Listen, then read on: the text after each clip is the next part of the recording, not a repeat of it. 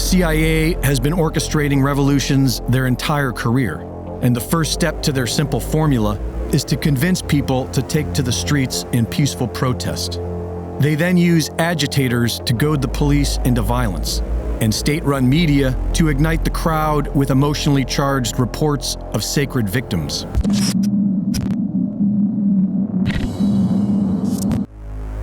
The first casualty of war is the truth. And if the American people knew the truth about U.S. interference in Ukraine, they might not be so eager to start World War III. During World War II, Western Ukraine sided with the Nazis. After the war, the CIA helped Ukrainian Nazis evade the Nuremberg trials and began operating with them within the Ukraine.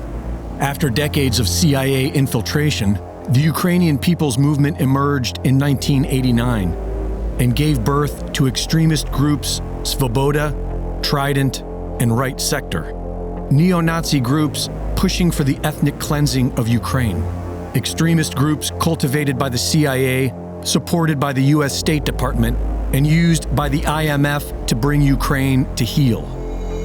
When Yanukovych beat NATO-backed Yushchenko in the 2010 elections, his government was being pressured into signing an EU association agreement by the International Monetary Fund in their typical conquer-by-debt offer that would financially ruin the Ukraine and place them at the mercy of the World Bank. Yanukovych declined their offer. And in today's corrupt world, you're not allowed to say no to the IMF.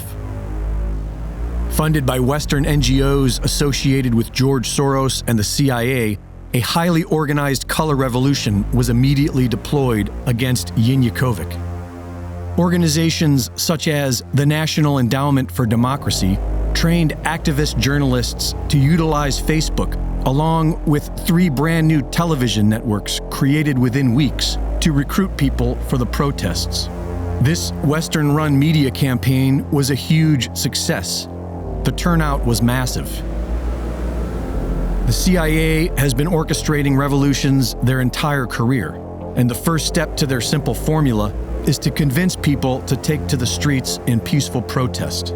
They then use agitators to goad the police into violence, and state-run media to ignite the crowd with emotionally charged reports of sacred victims.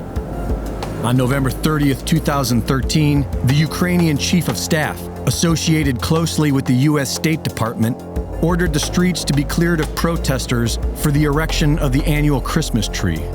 When the police arrived, they were met by a highly aggressive and well-organized faction of Ukraine's Right Sector, who provoked the police into a violent reaction against peaceful protesters, which is all the Western intelligence media reported on.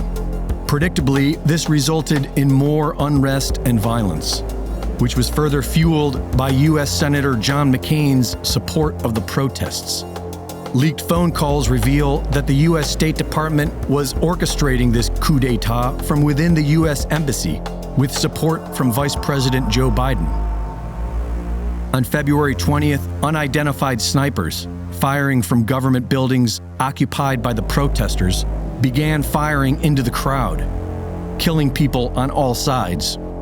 Yanukovych's home and offices were taken by armed mobs, and a new government was put into place with a neo-Nazi element that went on to accept the IMF's spurious loan offer and began murdering the Russian-speaking population of Ukraine in Donbass.